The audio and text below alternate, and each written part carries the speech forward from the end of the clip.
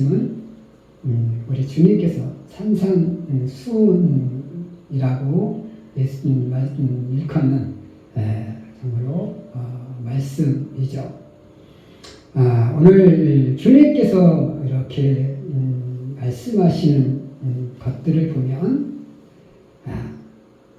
복이 있나니 어떤 사람이 복이 있어요? 심령이 가난하고 애통하고 온유하고 의에 줄이고 긍휼히 여기고 마음이 청결하고 화평케 하는 자가 복이 있다 이렇게 말씀하고 있는 것을 보게 됩니다. 우리가 세상적으로 보면 정말로 출세하고 출세한 사람이 복이 있고 그죠? 돈 많은 사람이 복이 있다 생각할 것이고 권세를 가졌다는 생각하는 사람이 복을 받았다고 생각할 텐데 우리 주님께서 말씀하시는 것은 그런 외적인 것이 아니라 우리 내적인 것에 대한 복을 이렇게 말씀하고 있음을 보게 됩니다. 오늘 이 말씀을 묵상하면서 우리 주님께서 왜 이 말씀을 하셨을까? 우리 주님께서 왜 이런 말씀을 자신에게 어떤 것을 듣고자 온 많은 사람들을 향해서 왜 이 말씀을 들려주셨을까라는 거예요. 우리 예수님이 이 땅에 오셔서 예수님이 꿈꾸는 세상이 있었을 것이라는 거죠. 예수님이 이 땅에 오셔서 물론 아담과 하와가 에덴 동산에서 범죄한 이후로 세상은 죄악으로 관영해졌지만 그 죄악으로 관영해진 세상 속에 오신 예수님께서 이 세상이 어떠한 세상으로 변했으면 좋겠다라는 그런 꿈을 가지셨을 거라는 거죠. 예수님의 꿈, 예수님이 바라는 세상, 꿈꾸는 세상, 내가 꿈꾸는 세상, 어떤 세상일까요? 오늘 우리는 세상이 이런 세상이 되었으면 예수님이 꿈꾸시고 내가 꿈꾸는 이 세상이 이런 세상이 되었으면 좋겠다라는 그런 마음으로 우리 함께 말씀을 나누면서 은혜를 나누기를 원합니다. 우리가 꿈꾸는 세상은 어떤 세상일까? 내가 꿈꾸는 세상은 어떤 세상일까? 예수님 꿈꾸는 세상은 어떤 세상이었을까?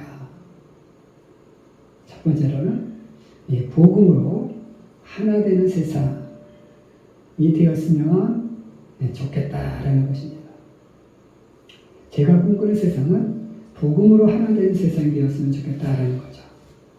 우리 주님께서도 마태복음 마지막 절에 보면 제자들을 향해서 이렇게 말씀하시죠.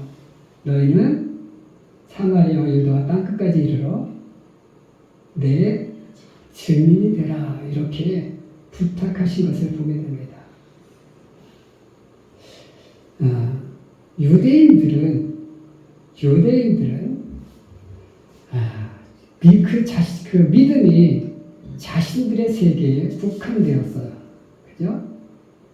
다른 민족에게 복음의 하나님의 말씀이 증거되는 것을 정말 어찌 보면 차단하면서 살아왔습니다. 오직 유대 민족 자신들만 하나님의 선민이라고 생각했고 선택받은 민족이라고 생각했고 그래서 오직 자신들만 하나님께 구원을 받아야 된다.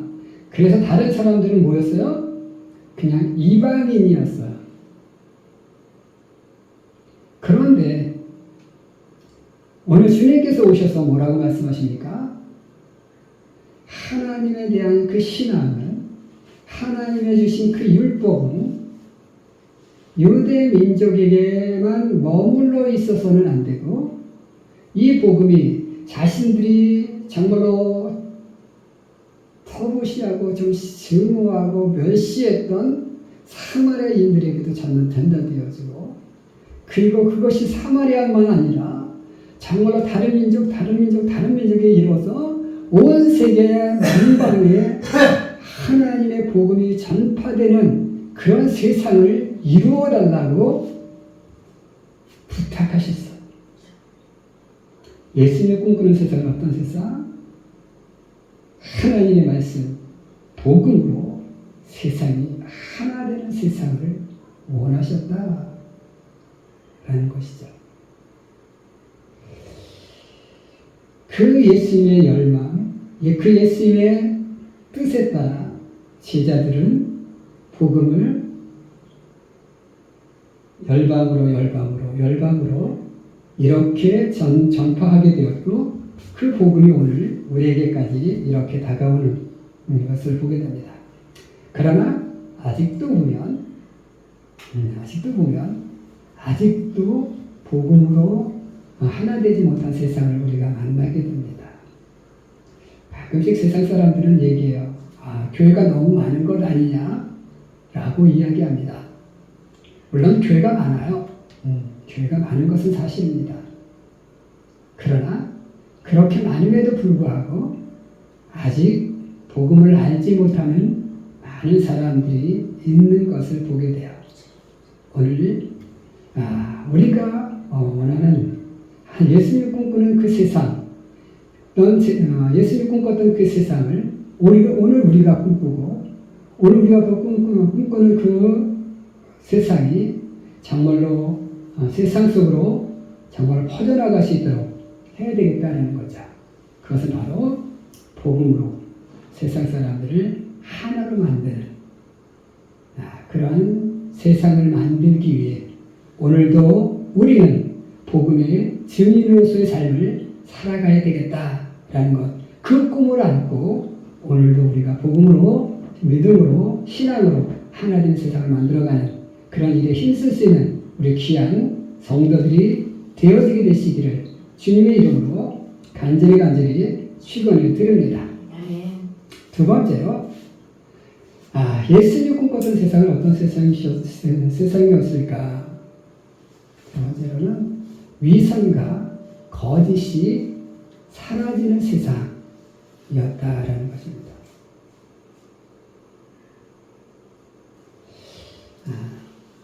예수님께서 이 땅에 오셔서 가장 분노하셨던 그런 부류의 사람들이 있습니다. 그죠? 예수님이 가장 싫어하셨던 그런 사람들이 있어요. 그 사람들이 어떤 사람이었죠? 바리새인과 사두개인이었다는 거죠. 그리고 제사장. 그 당시에 제사장, 바리새인, 사두개인이었어요. 예수님 당시 가장 큰 분파를 이루고 있었던 그 종교 집단은 바리새인이었고 거의 한 70% 가까이 됐다고 그래요. 그리고 그 다음에 큰 세력을 이루었던 것이 사두개인들, 그리고 이제 그 다음에 제사장들, 이런 사람들이 종교 지도자로서 그 당시 이렇게 어떻게 보면 많은 백성들을 이끌고 가는 영적 지도자, 그리고 영적 지도자의 역할을 감당했던 사람들이었죠. 그런데 예수님께서 그들을 가장 싫어하셨어요. 자칭 가장 믿음이 좋고 하나님의 말씀을 가장 잘 지키고 있다고 자부했던, 오늘 나만이 정말로 하나님을 잘 믿고 있어 라고 자부했던 그 영적 지도자들을 향해서 예수님께서 신랄한 비판을 가하셨던 것을 보게 돼요. 그 이유가 뭡니까? 그들의 삶이 위선과 거짓으로 가득했기 때문이에요. 너희들은 회칠한 무덤이다. 겉은 깨끗한데 속은 탐욕으로 가득하다.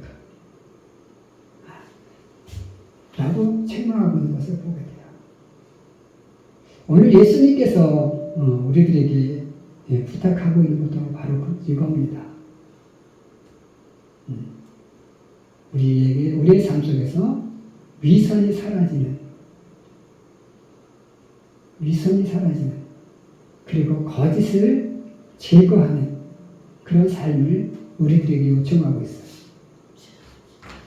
이 노자라는 사람도 중국의 유명한 어떻게 보면 철학자, 사상가인 노자가 말하죠.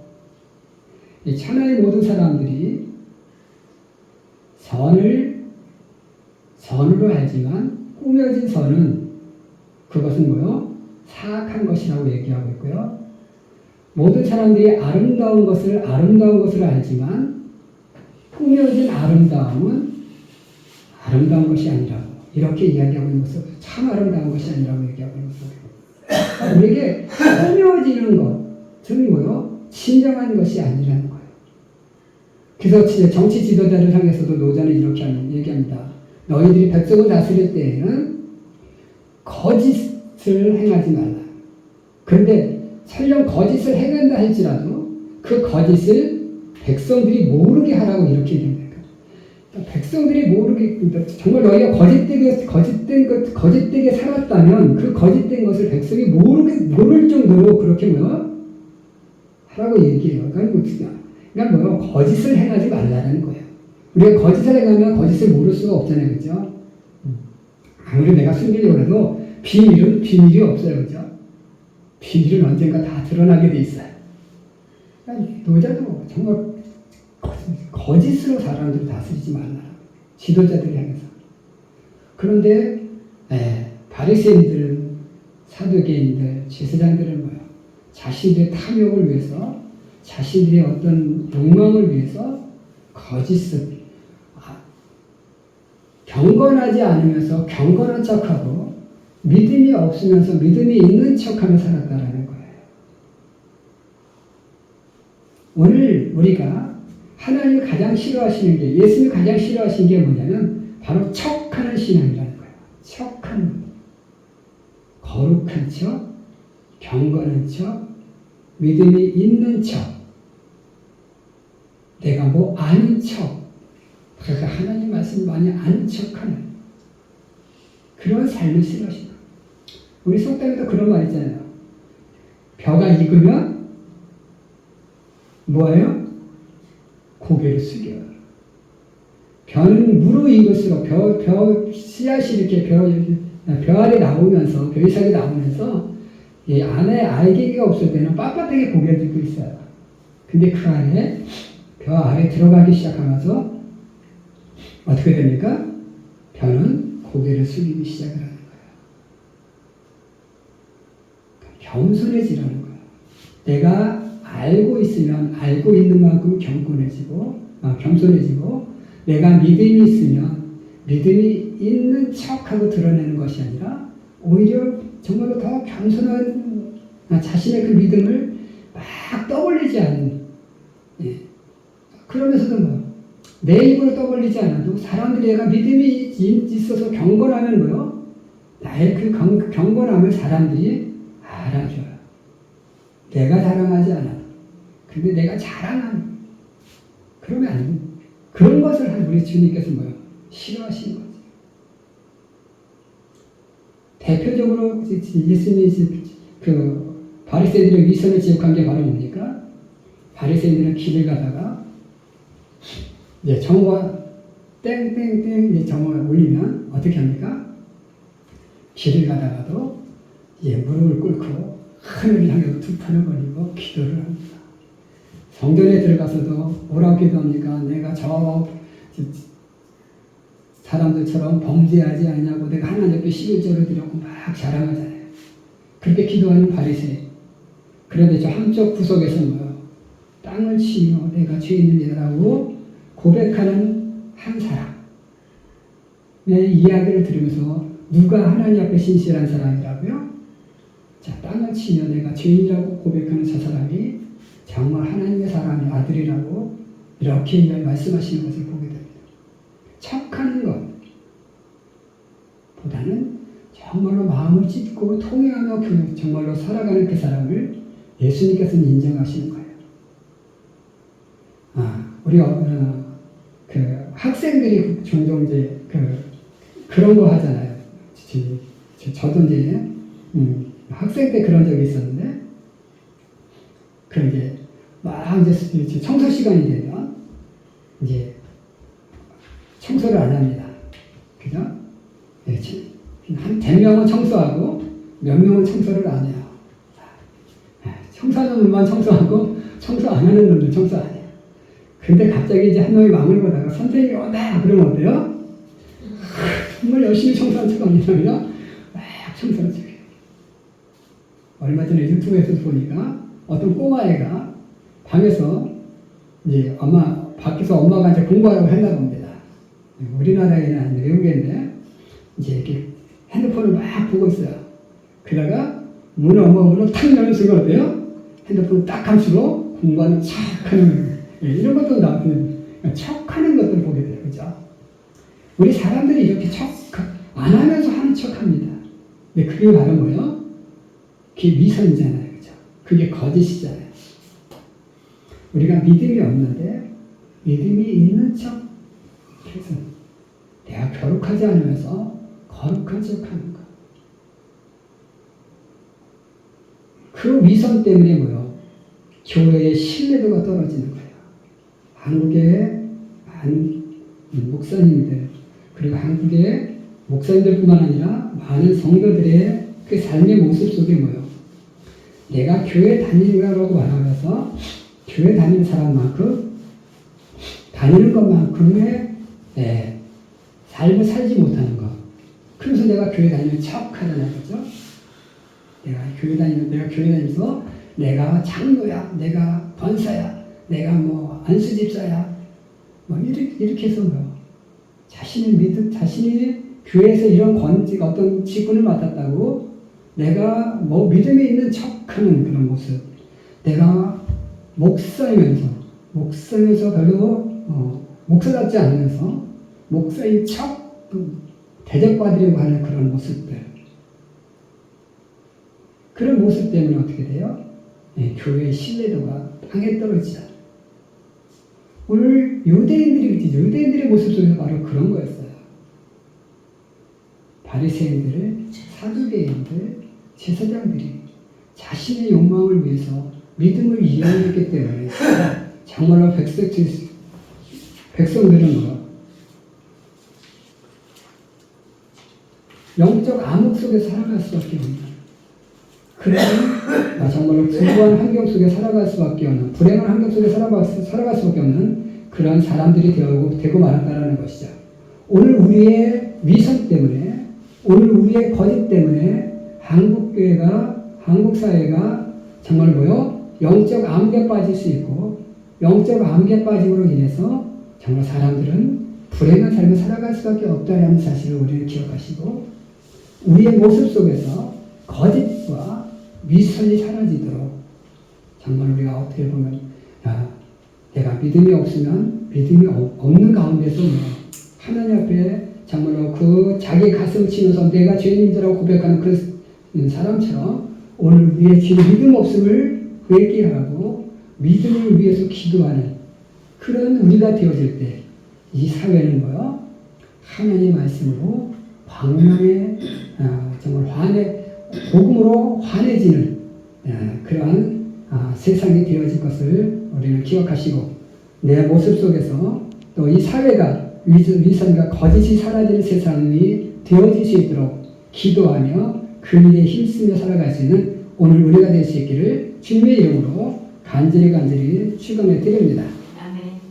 마지막 세 번째로 예수님의 꿈꾸는 세상. 오늘 우리가 꿈꾸는 세상은, 내가 꿈꾸는 세상은 어떤 세상이 될까? 증오와 멸시가 종식되어지는 세상이 되어져야 되겠다라는 것입니다. 오늘 우리의 사회는 정말로 극과 극의 이렇게 모 아니면 도, 그죠? 뭐 아니면 도라는 그런 사고방식으로 완전 극과 극에서 정말로 내가 아니면 이렇게 나와 같지 않으면 완전히 증오하고 멸시하고 이런 세상이 되어지고 있는 것을 보게 됩니다. 그죠? 진보와 보수로 나뉘어지고 그 중간이 없어요. 지금 우리 한국 사회는 이게 민주주의라는 것은 다당제라는 거예요, 그죠? 여러 정당들이 들어서서 이렇게 돼야 되는데 지금 우리나라에 다른 당들도 있긴 있어요, 그죠? 뭐 정의당도 있고 뭐 녹색당도 있고 있는데 뭐 기본소득당도 있고 그런데 거기는 뭐예요? 그냥 한두 명 국회의원이고 대다수가 어디예요? 민주당과 국민의힘 이렇게 찾아오고 있잖아요, 그죠? 그래서 그냥 한쪽에는 밀어붙이고 한쪽에는 그냥 다 반대하고 이렇습니다. 오늘 우리 이 사회가 또 이렇게 어떻게 보면 증오로 가득 찬 세상이 되다 보니까 어떻게 됩니까? 전쟁이 끊임없이 이루어지잖아요. 지금도 이스라엘과 팔레스타인이 어떻게 합니까? 엄청난 전쟁을 치르고 있고요. 우리 기억 속에 또 이제 이 팔레스타인 전쟁으로 인해서 잊혀지고 있지만 우크라이나 전쟁이 있잖아요.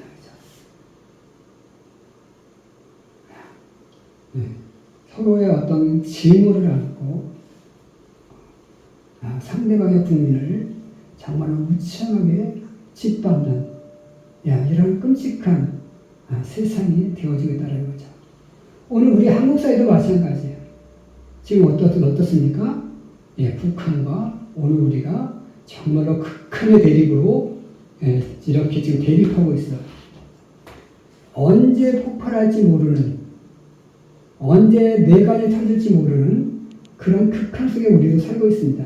그런데 우리는 그 극한의 상황을 그냥 외면하고 살고 있죠. 우리에게는 안 일어날 거야. 라고 우리는 어찌 보면 외면하고 살아가고 있다는 거예요. 하지만 정말 어때요? 언제 우리도 팔레스타인과 같은 우크라이나와 같은 이러한 전쟁이 우리 사회 속에 우리에게 일어날지 정말 장담할 수 없어요. 이렇게 극한의 대립으로 가는 이유는 무엇입니까? 북한도 우리를 증오하고 있고 우리도 우리의 정치인들도 북한을 증오하고 있어요. 그래서 서로 대립하고 있어요. 이 증오가 사라지지 않는 한 우리에게는 언제든 이런 끔찍한 사태가 발생할 수 있다는 거죠. 사람과 사람 사이도 마찬가지예요. 내 속에 미움이 있으면 어때요? 늘 그 미운 사람과 우리는 트러블을 일으키며 살아갈 수밖에 없다는 거죠. 내가 저 사람을 멸시하고 내가 저 사람을 증오할수록 그 감정의 골은 깊어지고 그러다가 어떻게 돼요? 결국 폭발하고 만다라는 거죠. 예수님께서 이 땅에 오신 이유는 뭐예요? 그러한 사람들의 마음속에 화평을 심어주기 위해서. 그래서 오늘도 화평케 하는 자는 복이 있나니 라고 말씀합니다. 우리는 화평케 하기를 원하는 삶을 살아가야 돼. 화평을 세상에 이루기를 원하는 삶을 살아가야 돼. 그러기 위해서 우리 속에 무엇을 없애야 돼요? 증오와 멸시를, 상대방을 무시하는 그 멸시의 감정을 우리의 마음속에서 제거해야 돼. 우리 한국 사회 속에 정말로 미움과 증오와 멸시가 사라지는 세상이 될 수 있도록 북한의 저 김정은의 마음속에도 증오와 멸시가 사라지는 그런 일이 생길 수 있도록 우리는 기도해야 되고요. 팔레스타인과 이스라엘 사이에도 그런 증오와 멸시가 사라지는 우크라이나와 러시아의 관계 속에서도 서로에 대한 미움과 멸시가 사라지는 그런 일이 일어날 수 있도록 종식되어질 수 있도록 우리가 늘 끊임없이 기도할 때 정말로 세상은 우리 예수님의 꿈꾸는 화평한 세상이 되어질 줄 믿습니다. 그래서 오늘 우리는 우리가 사는 이 세상이, 우리가 사는 이 지구라는 별이 복음으로 하나 되어지고 위선과 거짓이 사라지고 증오와 멸시가 종식되어지는 세상, 그런 세상을 우리가 꿈꾸고 그 꿈꾸는 세상이 이루어질 수 있도록 기도하며 살아가는 오늘 우리가 될 수 있기를 주님의 이름으로 간절히 축원해 드립니다. 기도하겠습니다.